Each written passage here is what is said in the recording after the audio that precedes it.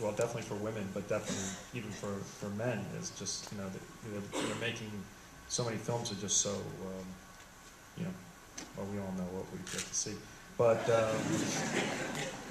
you know, so I think actors that I get to work with are really up for the challenge. So I kind of, that's the beginning of it. I mean, it was an interesting case with Ellen Burstyn, who knew me for shit when she took on Requiem for a Dream. But she looked at Pi and she realized that I was trying to do something different. So I had that, and Pi, the actor that started that, was my buddy in college. So, you know, he didn't have a choice, you know, what was going to happen. But, so it starts with that, so I'm kind of lucky with that. But I think the most important thing is honesty and trust. And, I'm really very straightforward, and you know, there's been a lot of questions about, is Vincent Cassel me in the movie, which you kind of hinted at. But, and my answer is truthful, and I've been saying it. I wish I could be as manipulative as Vincent's character, because I'm very, very straightforward, and I think I scare away a lot of actors, because I just tell them how much of a bitch it's going to be. You know, there's not going to be a trailer.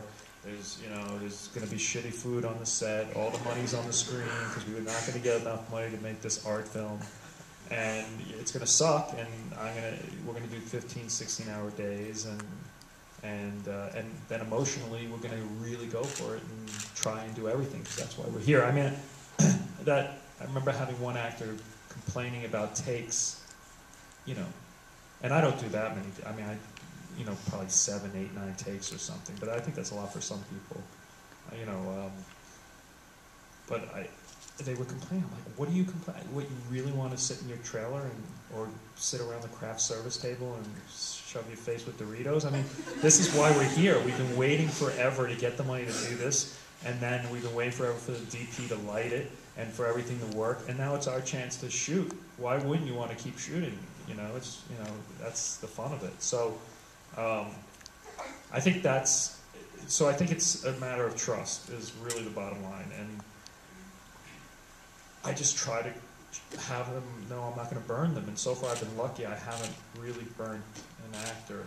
You know, I think the films sort of are as striving as they are, and so they're not left out hanging to dry. And also I have a brutal editor who's here, Andy Weissman. And we're pretty, you know, we're pretty brutal. You wouldn't want to be the actors as we sit there and we make fun of the performances all day. So I mean, and I would lose all trust if the actors knew what I said about them in the edit room. But you know, it's just, you know, because we just try to distance ourselves from the emotion of them and be like, you know, really just treat them as objects, you know, when they're in there, because that's what you want. You want to make sure that no one's going to know how much pain or how much effort or how difficult that day was. They're going to be completely blind, and so you want to go in with those eyes. And that's a really hard thing. That's a real big challenge to do.